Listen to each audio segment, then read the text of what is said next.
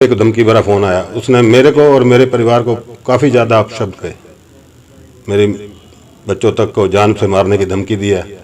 कहता है जान से मार देंगे, 4 दिन में ठुआ देंगे, मेरे आदमी यहाँ आ चुके हैं।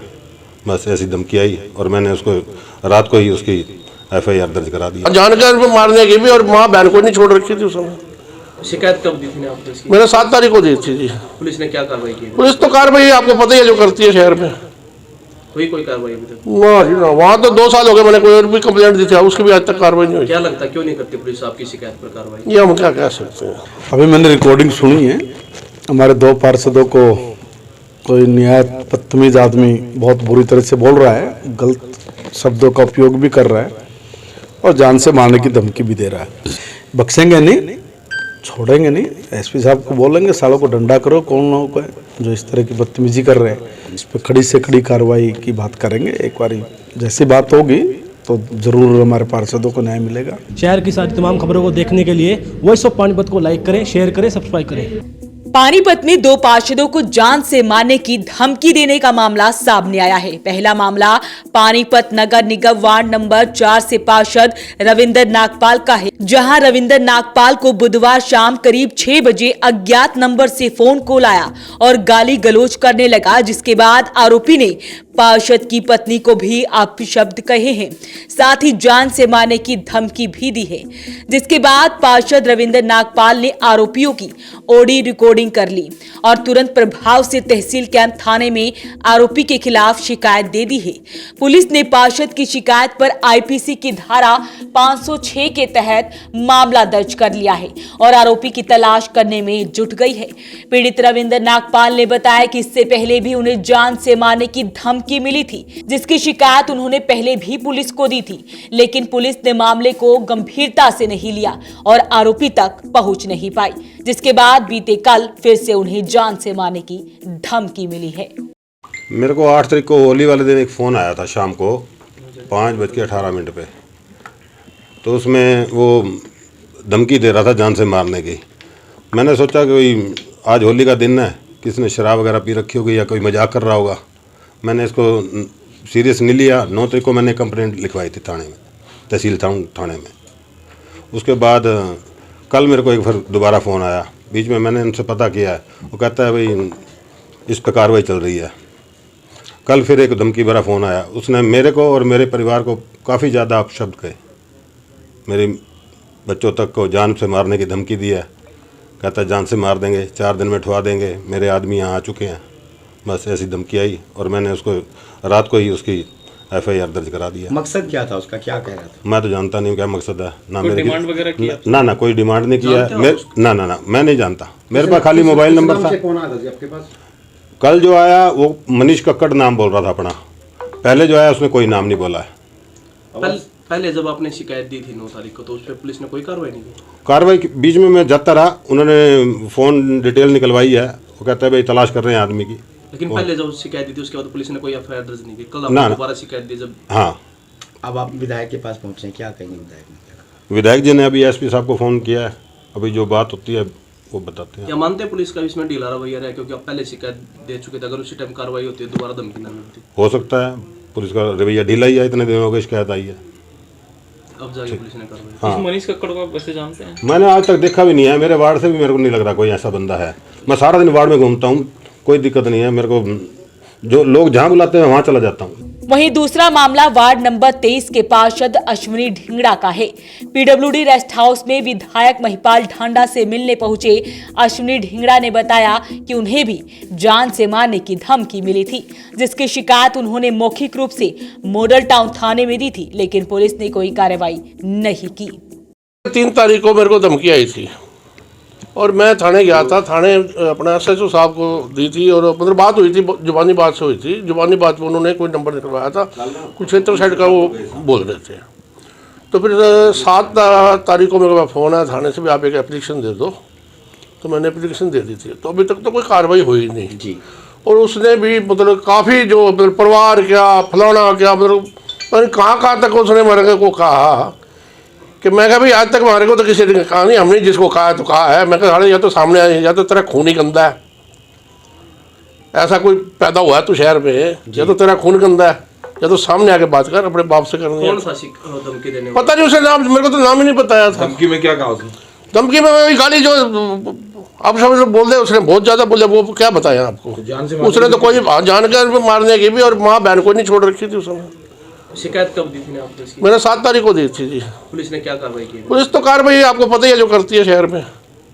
हुई कोई कार्रवाई अभी तक? ना जी ना, वहाँ तो 2 साल हो गए, मैंने कोई और भी कंप्लेंट दी थी, उसकी भी आज तक कार्रवाई नहीं हुई। क्या लगता है क्यों नहीं करती पुलिस आपकी शिकायत पर कार्रवाई? ये हम क्या कह सकते हैं, ये तो अधिकारी बता सरकार है सकते आपकी, पुलिस को करनी चाहिए कार्रवाई। हैं। सरकार है आपकी, पुलिस को पार्षद करनी भी है चाहिए। आप मौके पर? पार्षद तो है जी। मैं अब बताऊं तो असलियत बताऊं तो आज तो मेरे ख्याल जब लॉकडाउन के बाद मैं गया था, एसपी साहब के पास गए थे हम सारे, विधायक जी भी गए थे, मुकेश टुरेजा था, 3 एमसी भी थे जी।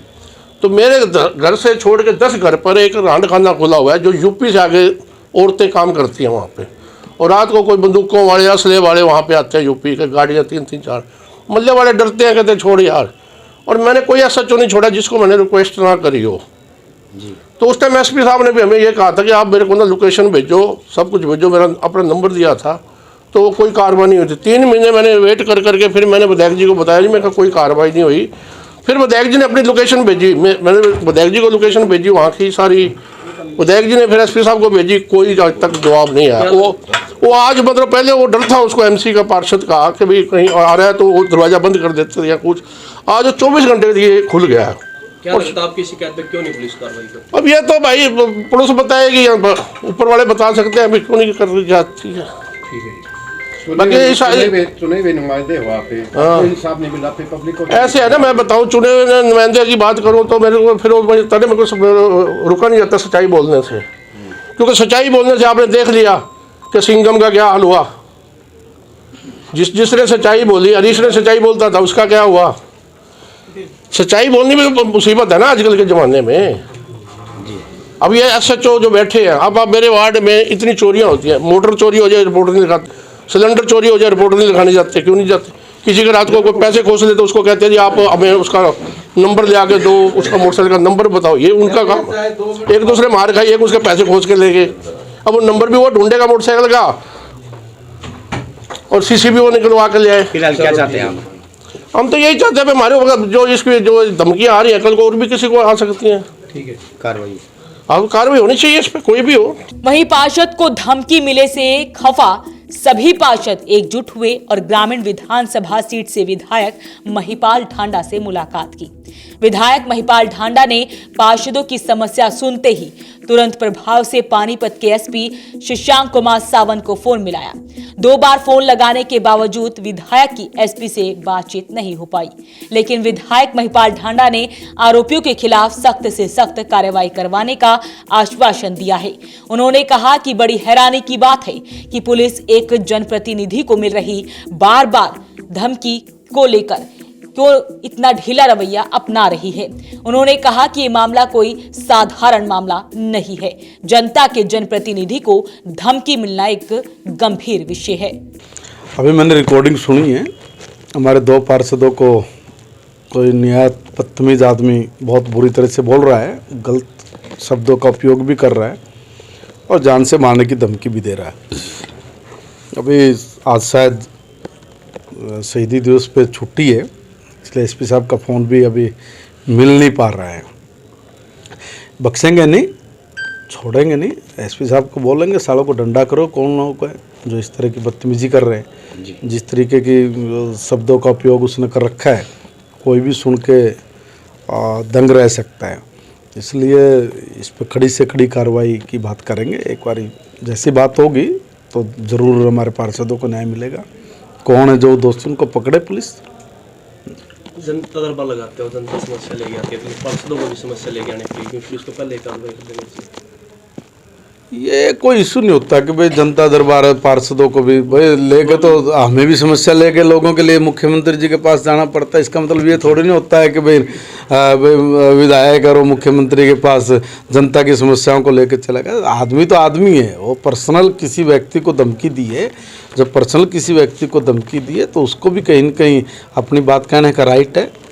बहरहाल सर, एक ही व्यक्ति को 2 बार धमकी दी गई, पहले होली पे दी गई, फिर दोबारा दी गई, तो गंभीर मामला है, क्या कहें? मामला गंभीर है। पुलिस में शायद हमारे पार्षद ने उसकी दरखास्त भी दी थी। जी। वही बात तो पूछनी है एसपी साहब से कि भाई क्या कारण है, अभी तक आप लोगों ने इसके ऊपर एक्शन क्यों नहीं लिया, और लिया तो क्या लिया बताइए, और जब लिया है तो उसके बावजूद भी कोई व्यक्ति दोबारा से फिर कैसे धमकी दे सकता है। सर, एक पार्षद ने पुलिस में शिकायत की, उनकी कोई सुनवाई नहीं हुई। आम जनता का हाल क्या हुई? पुलिस का कहीं ना कहीं रवैया ढीला या लापरवाही का लगता है।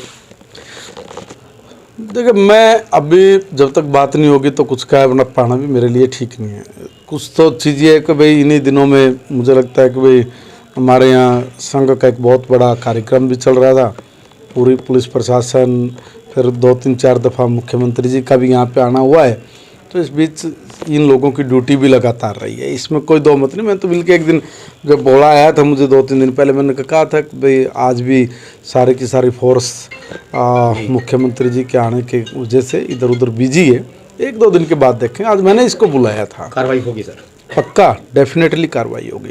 ठीक है, थैंक यू सर। एक और जहां बीजेपी की मनोहर सरकार प्रदेश में बदमाशों के खिलाफ कार्रवाई करने का अभियान चलाने का दम भरती है, तो वहीं बीजेपी के ही जनप्रतिनिधियों को सरेआम धमकियां मिल रही हैं। और उसे भी हैरानी की बात तो ये है कि जनप्रतिनिधियों को मिल रही धमकियों के बावजूद पुलिस कोई कार्रवाई नहीं कर रही है, जो कहीं ना कहीं बीजेपी सरकार की कार्यप्रणाली और दावों पर सवाल जरूर खड़े करती है।